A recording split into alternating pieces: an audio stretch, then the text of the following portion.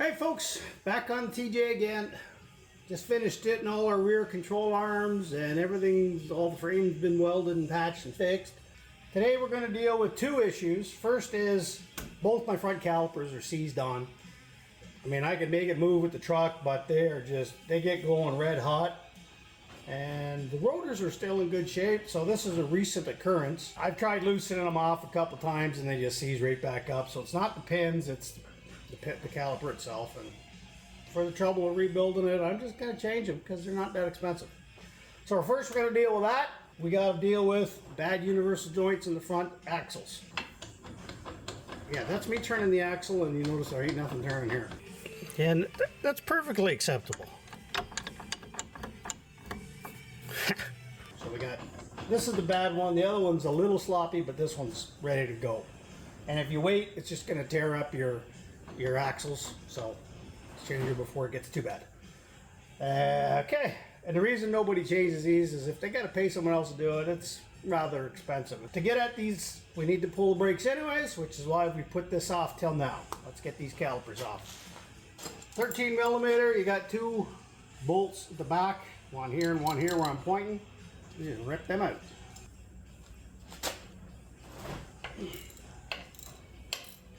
Not bad at all. I thought they were going to be real evil. Okay, 2 pins. Now normally you can get these off pretty easy, but yeah, like I said, they're bound right up. They're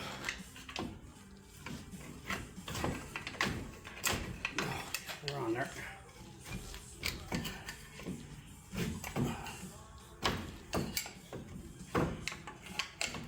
There we go.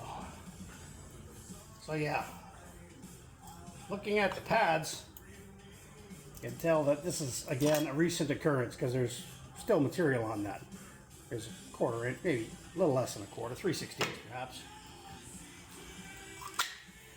And there's how you get your brake pads out. Rotor, it slides up. So there's a couple different ways you can do this. You could drop the ball joints and the tie rod end and kind of pull the whole steering knuckle off. Not ideal. It's a bit more work. There's 3 bolts here. 1, 2, and 3. They go in from the back, and you can take your hub off. If you take your hub off, you can slide the axle right through the hole where the hub was. We're going to attempt that one. You got a monster cotter pin here. Side cutters. A tool of choice for cotter pins. There's a little cover, and behind it is a bit of springy. Now we need to get that big old nut off of there. And if you live anywhere close to the rust belt like I do, you'll be doing lots of this.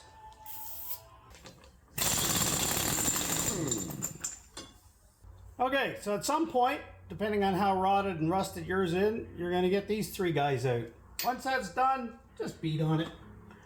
There is a trick where if you thread the front bolt out a bit and you wedge a spacer in there and then turn the wheel like it is now, you can actually use the bolt to pop them loose. It's kind of a 2-person operation because someone's got to hold all this janky stuff while someone turns the wheel, and I'm here by myself. So I'm just hitting it with a hammer.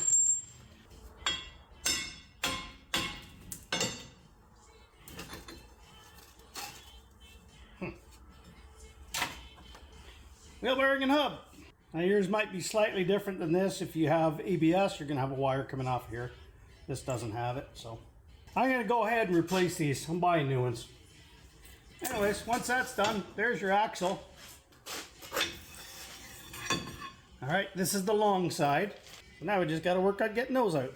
Alright, use whatever method you prefer for getting these guys out. Me, I'm using this tool.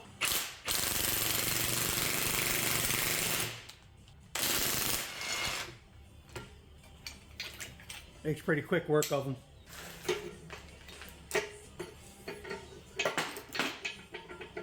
Yeah, you can see where that one was bad.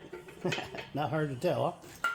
Now, the first step here, and I already did it on that one, is to take those little retaining clips. This one still has one here. But because we're pushing that way, the clip doesn't matter. It's easier to get off after. This one I already have out. I'll show you. But it's just a little C-clip.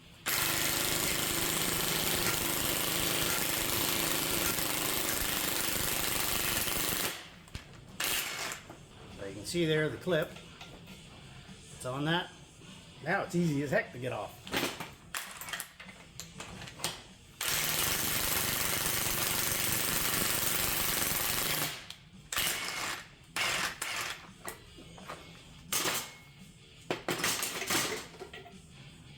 One terrible U-joint.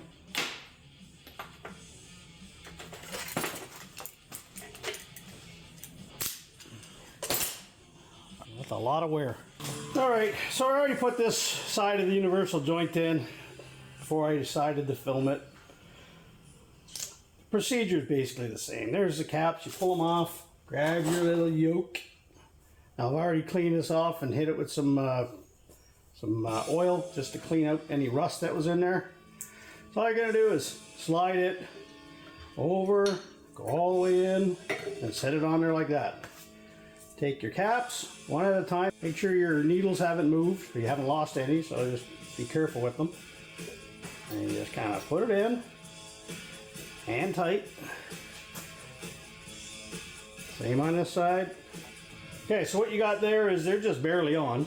But your universal joint is now aligned. That's an important step, because if you put this cap in kind of kitterwampus, you can end up damaging all those little needle bearings. All right, at this point, there's different ways to do it. Before I had this tool, I used to just put it in a vise and squeeze the darn thing, the caps together. So that's what we're gonna do. So what's going on there is you can see it's off center.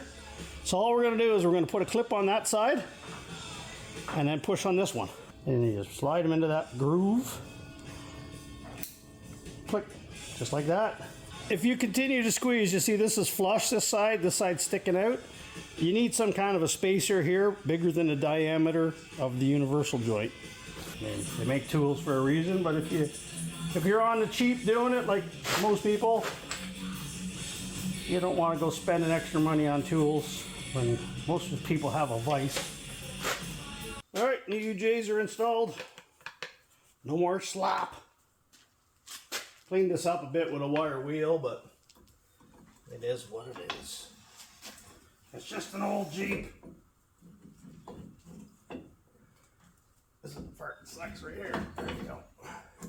And that's in. Alright, brandy new hub assembly. New comes with new lugs. I mean, what more do you want? I mean, if you're going to do this work, and these are even remotely old, I would change them for the work, because you got to pull it off anyways. May as well. In my case, I got brand new bolts, because these old things here were not fun. These bloody 12, I don't know who in their mind would ever put 12 bolt on a suspension component, anything outside the vehicle for that matter.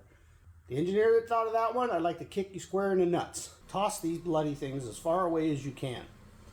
You can buy regular 6.1s. They're $3 a piece at Rock Auto. I think the package they send those bolts in costs as much as the bolt. Right? And individually bubble wrap. You got to bubble wrap a bolt and then put it in a Ziploc. I get it, but anyway, here is Ultra Power. There's your part number if you're looking for the bolts.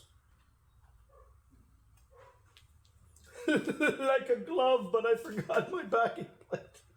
Not that there's much left of it, but we're still going to put it back on. Damn, now I gotta pull that off again. Thanks for telling me, guys. Jeez. So there's our bolts, new universal joints, bolt, UJ. There's your front bolt. Now all we gotta do is put our nut back on here. So we got our big fat washer. That goes on first. Then our nut. Alright, if you made it this far, torque specs, which is what 90% of people seem to come to my channel for. The bolts that hold the bearing to the flange are 75 foot-pounds. The axle nut is 175 foot-pounds. I'm not going to make you sit here and watch me torque it. That's what they are.